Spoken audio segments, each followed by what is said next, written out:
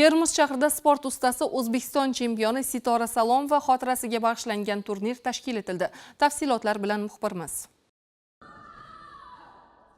Sport yo'nalishida berilayotgan sharoitlar natijasida ko'plab yigit-qizlarimiz chempion degan sharafli nomga ega bo'lishmoqda. Yuqori cho'qqilarni zabt etish uchun insonda vatanparvarlik tuyg'usi baland, shu ona zamin tuprog'iga nisbatan muhabbat avvalo qalbida jo'sh urmog'i kerak. Lavhamiz qahramoni marhum Sitora Salomova ham qalbida vatanparvarlik tuyg'usi yuqori edi. O'zi tug'ilib o'sgan maskanini yuragidan sevardi. Sitora Salomova ham qisqa umr ko'rgan bo'lsa-da, ko'pchilik faxr bilan tilga oladigan farzandlardan biri bo'ldi. U 1990-yilning 22-aprelida Termiz shahrida dunyoga keldi. Keyinchalik shahardagi 13-umumiy o'rta ta'lim maktabida tahsil oldi. 2003-yildan boshlab sportning karate turi bilan shug'ullandi va O'zbekiston chempioni bo'ldi. Termiz shahar kelajak markazida o'tkazilgan turnir uning yorqin xotirasiga bag'ishlandi.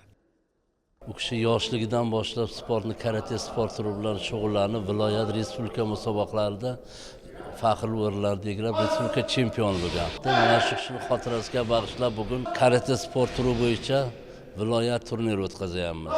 Bu qizning xotirasini doim karatechilar, sportchilar, trenerlar doim eslaymiz. Musobaqa avvalida marhum Sitora Salomovaning otasi Raim Salomov bilan muloqot uyushtirilib, hurmat ko'rsatildi. Shundan so'ng bellashuvlar qiziqarli kechdi. Ishtirokchilar g'oliblik uchun o'zlarining mahoratlarini namoyish qilishdi. Chin diliyatda sport. Taqdir taqozosi bilan shu vafot etdi. Chempion bo'lgan, chempion bo'lish ham oson emas. Sitora qizimning turniri xotirasini o'tkazyapmiz mana. Butun sportchilarga rahmat.